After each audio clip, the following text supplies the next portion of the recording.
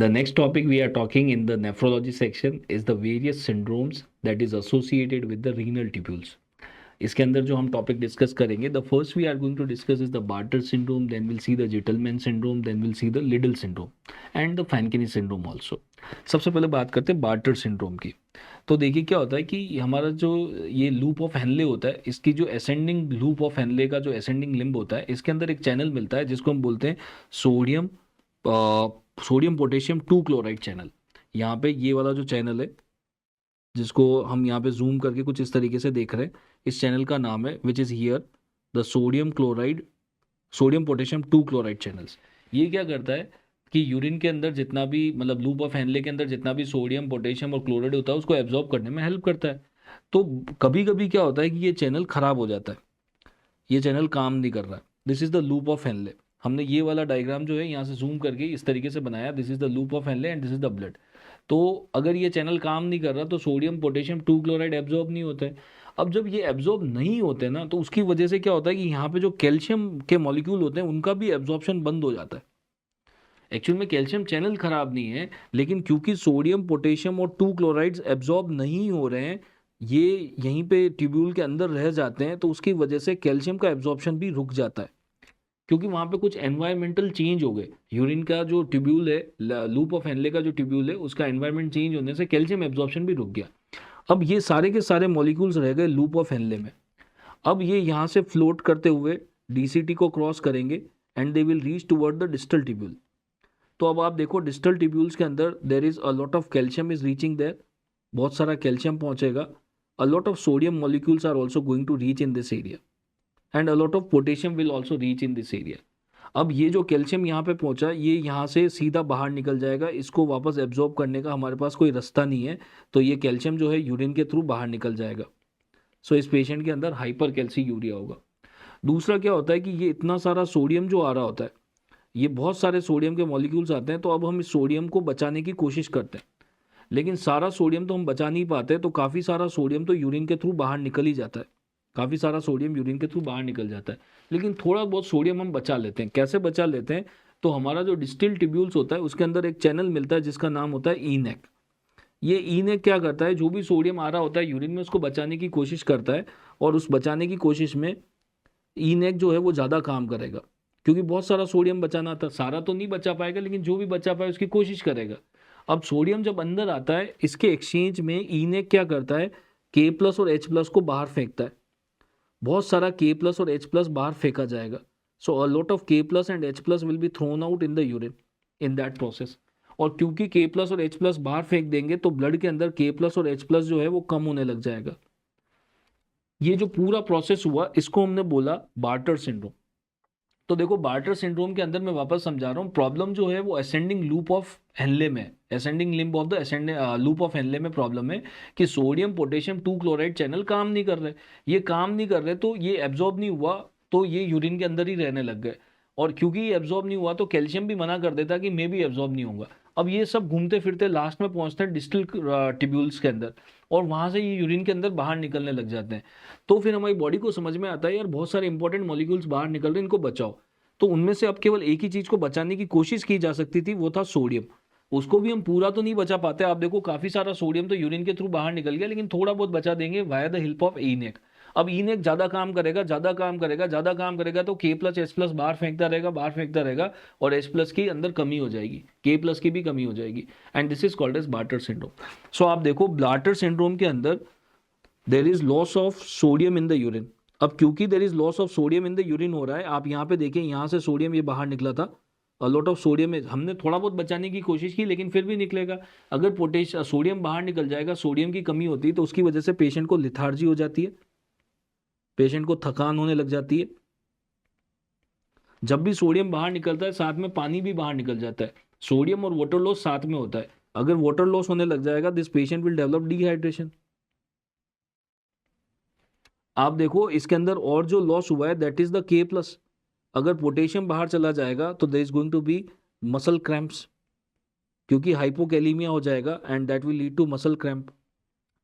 क्योंकि H plus बाहर चला गया, एसिड अगर बाहर चला जाएगा, अगर एसिड बाहर चला जाएगा तो ब्लड के अंदर एसिड कम हो गया, and that will lead to metabolic alkalosis. तो बार्टर सिंड्रोम में हमें मेटाबॉलिक एल्कलोसिस देखने को मिलता है।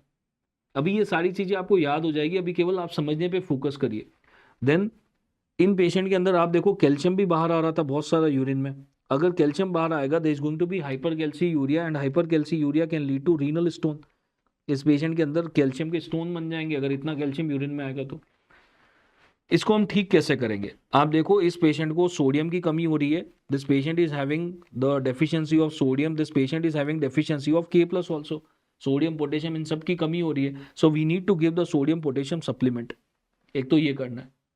अब हमें ये पता है कि यार इसके किडनी के ट्यूब्यूल्स में कुछ ऐसी प्रॉब्लम है ना कि सोडियम एब्जॉर्ब ही नहीं हो पाता। आप मेरे को बताओ कि ये किडनी के ट्यूब्यूल्स के अंदर सोडियम और पोटेशियम आ कहाँ से रहा था? ब्लड से ही तो फिल्टर होके आया था ये।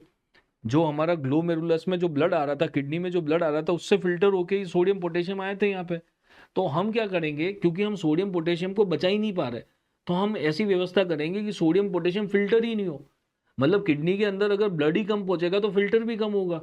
तो what we will do is will try to decrease the GFR. GFR को कैसे डिक्रीज करते हैं? नॉर्मली तो हम सारे पेशेंट में जीएफआर बढ़ाना चाहते हैं, ये एक ऐसी कंडीशन है जिसमें जीएफआर कम करना चाह रहे हैं, क्योंकि जीएफआर की वजह से क्या हो रहा है, जो जो भी फिल्टर हो रहा है वो सब बाहर निकल रहा है, हम नहीं चाहते ऐसा हो। तो जीएफआर को कम करने के लिए you are going to give NSAIDs. हमें पता है एनएसएड क्या करते हैं कि प्रोस्टाग्लैंडिन्स को कम करते हैं। अगर प्रोस्टाग्लैंडिन कम हो जाते हैं तो जीएफआर कम हो जाता है, और अगर जीएफआर कम हो जाएगा there is going to be loss of the K plus, sodium, water, इन सब का जो लॉस है that is going to decrease.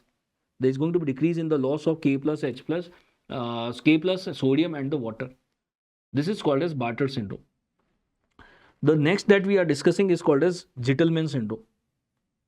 Gitelman syndrome में क्या होता है कि there is a defect in the sodium chloride channel and TRPM6 ये खराब हो जाता है। ये कहाँ पे होते हैं? They are found in the distal convoluted tubule. So this is a diagram of the distal convoluted tubule. DCT का एग्जाम्पल है। ये जो ब्लैक कलर में दिख रहा है this is the entire DCT. DCT के अंदर we are having the sodium chloride channel. Normally ये सोडियम क्लोराइड चैनल क्या करते हैं कि यूरिन के अंदर जितना सोडियम और क्लोराइड होता है इसको एब्जॉर्ब करते हैं और ब्लड में लेके आते हैं। और ये टीआरपीएम6 जो होता है ये क्या करता है, ये मैग्नीशियम को एब्जॉर्ब करने में हेल्प करता है।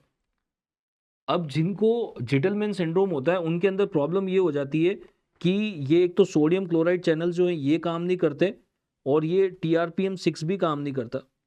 अगर TRPM6 और ये सब काम नहीं करेंगे तो ये सारे के सारे मॉलिक्यूल जो होंगे they will remain in the urine.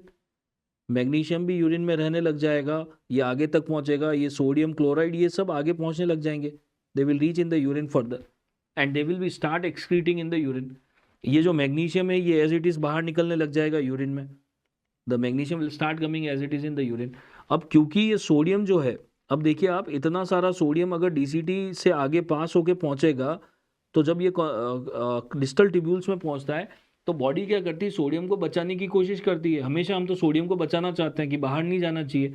तो सोडियम को बचाने की जो लास्ट कोशिश कर सकता है वो कर सकता है ईनेक, एपिथेलियल सोडियम चैनल।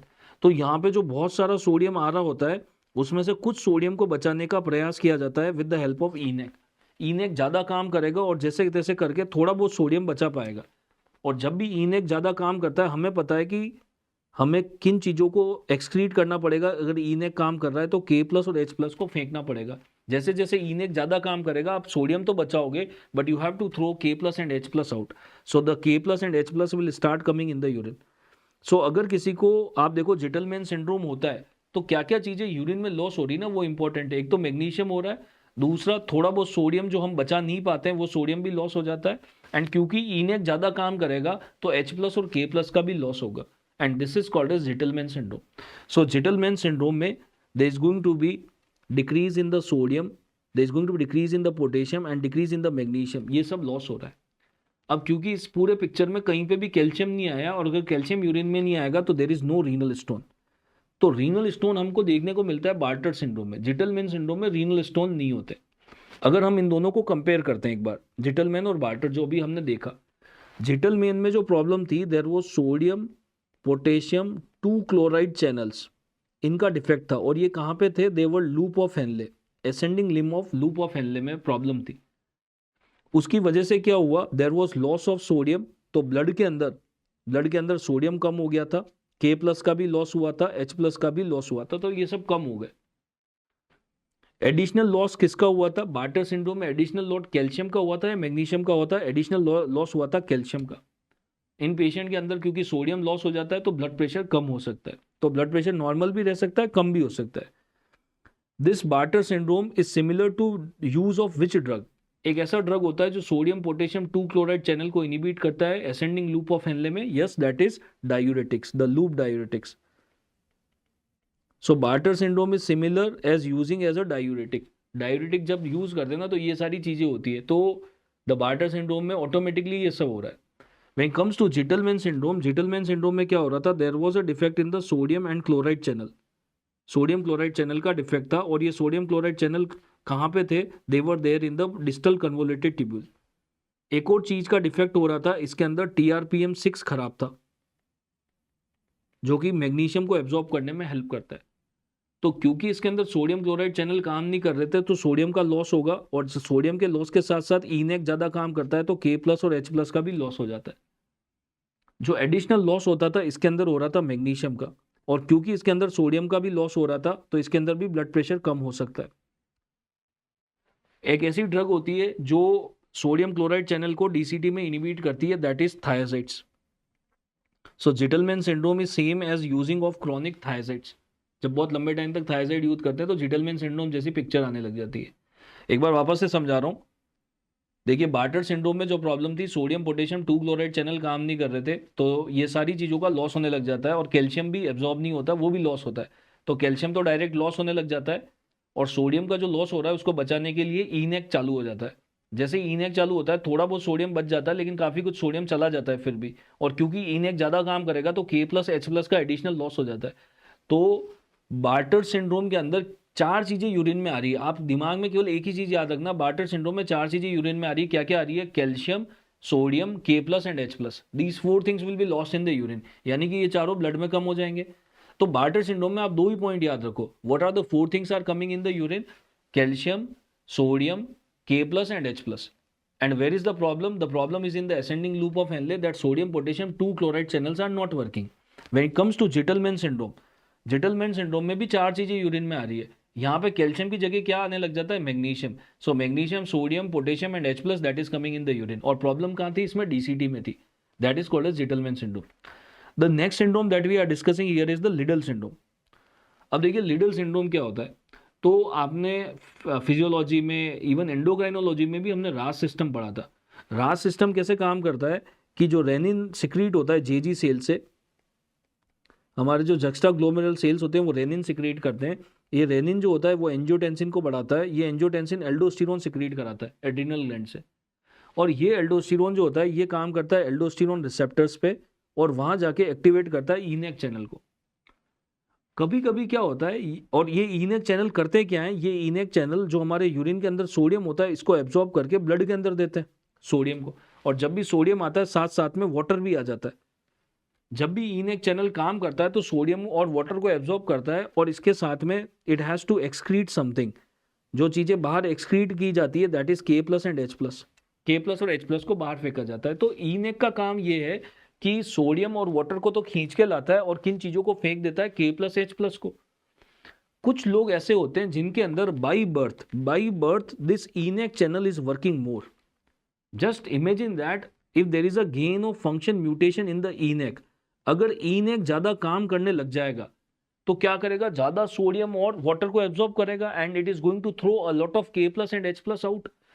अगर बहुत सारा सोडियम और वाटर एब्जॉर्ब हो जाएगा, if a lot of sodium and water will get absorb, तो पेशेंट का ब्लड प्रेशर बढ़ने लग जाएगा, हाइपरटेंशन हो जाएगा।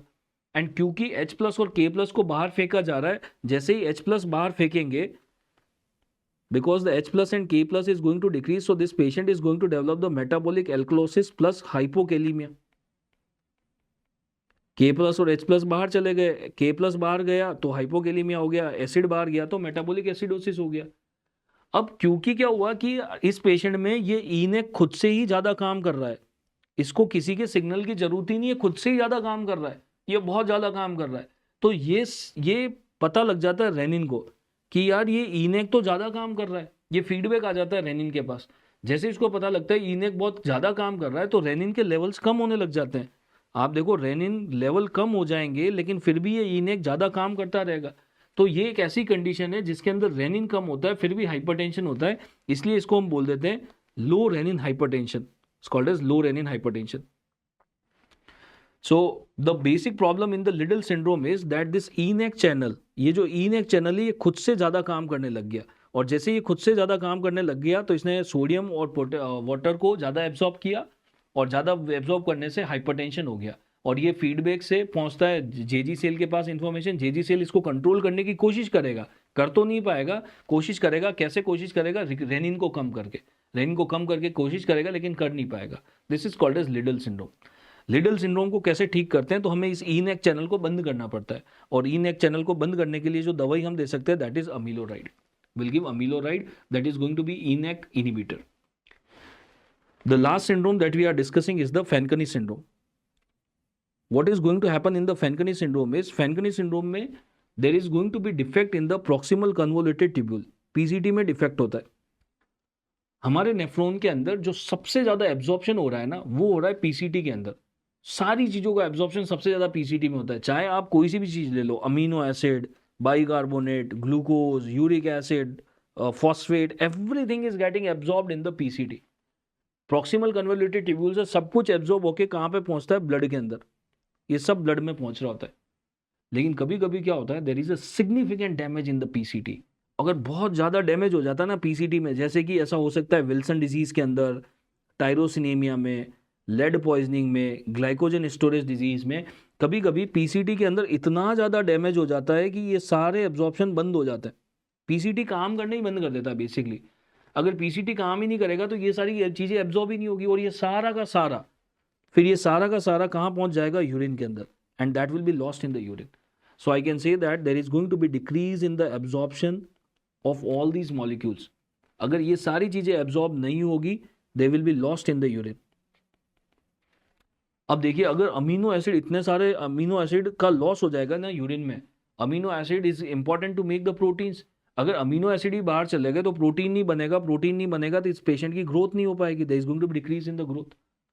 अब क्योंकि आप देखो अमीनो एसिड लॉस हो गया तो ग्रोथ कम हो गई। अगर बाइकार्बोनेट बाहर चला जाए, नॉर्मली तो ये बाइकार्बोनेट एब्जॉर्ब होकर ब्लड में आना चाहिए था, ये आना चाहिए था, लेकिन अब क्योंकि एब्जॉर्प्शन हो ही नहीं रहा है तो ये बाइकार्बोनेट नहीं आएगा। अगर बाइकार्बोनेट नहीं आएगा, आप मेरे को बताओ, बाइकार्बोनेट इज एसिडिक मॉलिक्यूल और एल्कलाइन मॉलिक्यूल? बाइकार्बोनेट तो एक एल्कलाइन मॉलिक्यूल है। अगर एल्कलाइन मॉलिक्यूल का एब्जॉर्प्शन नहीं होगा, एल्कलाइन नहीं आएगा, तो ब्लड की पीएच क्या हो जाएगी, एसिडिक हो जाएगी। So I can say there is going to be bicarbonate loss in the urine, और उसकी वजह से the blood pH will become acidic, जिसको हम बोलते हैं type 2 renal tubular acidosis, type 2 renal tubular acidosis, जिसको हम प्रॉक्सिमल रीनल ट्यूबुलर एसिडोसिस भी बोलते हैं, कि पीसीटी में जो प्रॉब्लम हो रही है उसकी वजह से रीनल ट्यूबुलर एसिडोसिस हो रहा है, it's called as proximal RT also, right. So Fanconi syndrome में बेसिक प्रॉब्लम क्या है, पीसीटी खराब हो गया, पूरा का पूरा पीसीटी खराब हो गया, अमीनो एसिड, बाइकार्बोनेट, सब कुछ यूरिन के थ्रू बाहर निकल रहा है, उसको बोल दिया फैनकनी सिंड्रोम। तो हमने टोटल 4 सिंड्रोम डिस्कस किए, एक बार यहाँ पे समराइज कर लेता हूँ। We have discuss 4 syndrome. पहले हमने पढ़ा Bartter syndrome, then we have discuss Gitelman syndrome, then we have discuss Liddle syndrome and Fanconi syndrome. ये 4 सिंड्रोम हमने डिस्कस किए। आप देखो, सबसे पहले देखते हैं कहाँ पे प्रॉब्लम है नेफ्रॉन के अंदर, what is the location, where is the problem. Bartter syndrome में प्रॉब्लम थी ascending limb of the loop of Henle, loop of Henle में प्रॉब्लम थी। जिटलमैन में प्रॉब्लम है डिस्टल कन्वोलेटेड ट्यूब्यूल्स में। लिडल सिंड्रोम में प्रॉब्लम है डिस्टल ट्यूब्यूल के अंदर, और फैनकनी सिंड्रोम में प्रॉब्लम है प्रॉक्सिमल कन्वोलेटेड ट्यूब्यूल्स के अंदर। प्रॉब्लम क्या है कि बार्टर सिंड्रोम के अंदर the channel which is not working, जो चैनल काम नहीं कर रहा है, that is sodium potassium 2 chloride channel is not working. Gitelman के अंदर जो चैनल काम नहीं कर रहा है, that is sodium potassium channel, sodium chloride channel and the TRMP6 channel, ये काम नहीं कर रहा। लिडल सिंड्रोम में क्या होता है, there is increase in the activity of ENaC channels, ENaC ज्यादा काम करता है। फैनकनी सिंड्रोम में क्या होता है, देयर इज द पीसीटी पूरा का पूरा काम नहीं कर रहा, कोई भी चैनल पीसीटी में काम ही नहीं कर रहा, that is Fanconi syndrome. So what is to be remembered is कि इस पेशेंट में what is going to happen is there is going to be urine के अंदर बहुत सारी चीजें आएगी, यूरिन में लॉस होने लग जाएगा। जेटलमैन सिंड्रोम में चार चीजें याद रखनी थी। चार चीजें क्या क्या, सॉरी, बार्टर सिंड्रोम में चार चीजें याद रखनी थी। सोडियम यूरिन में जाएगा, पोटेशियम जाएगा, वाटर जाएगा, जहां पे भी सोडियम जाता है साथ में वाटर जाता है, और यहाँ पे कैल्शियम का भी लॉस होगा। बार्टर और जेटलमैन में जो लॉस होता है वो सेम होता है, केवल एक चीज का डिफरेंस होता है, that is going to be calcium की जगह पे क्या आ जाता है, magnesium. That is the main difference between the Bartter and Gitelman. When it comes to the Liddle syndrome में तो ईनेक ज्यादा काम कर रहा है, ज्यादा काम कर रहा है तो ज्यादा सोडियम को एब्जॉर्ब कर लेगा। सो ईनेक ज्यादा काम करने से, ईनेक के ज्यादा काम करने से in the blood there is going to be increase in the sodium and there is going to be decrease in the K+ and H+ in the blood. ENaC ज्यादा काम करेगा तो सोडियम को तो खींचेगा और K+ H+ को बाहर फेंक देगा, उसकी वजह से K+ H+ ब्लड में कम हो जाते हैं। That is called as the Liddle syndrome. When it comes to Fanconi syndrome, इसमें तो PCT काम नहीं कर रहा। अगर PCT काम नहीं करेगा, there is going to be loss of bicarbonate, amino acid in the urine. ये सब यूरिन के अंदर लॉस हो जाएगा, uric acid, everything will be lost in the urine. So these are the four syndromes that we have discussed in this entire chapter, and this is the main summary of these four syndromes. There is one more diagram that will try to explain you these four syndromes. आप देखिए यहाँ पे, अभी हमने जो चार syndrome पढ़े, ascending loop of Henle में जो प्रॉब्लम थी that is called as the Bartter syndrome. DCT में जो प्रॉब्लम थी that is called as the Gitelman syndrome. If there is ENaC gain of function that is called as Liddle syndrome. If there is a problem in the PCT that is going to be called as the Fanconi syndrome. Right? So these are the four syndromes to be remembered. You might have discussed that in the pathology as well as physiology. These are very high yield topic. The NET board loves to ask these various syndromes. And the important information to be remembered is कि problem कहाँ पे है और ultimately urine में क्या चीज का loss होगा. That is to be remembered in all these syndromes. Right? Thank you.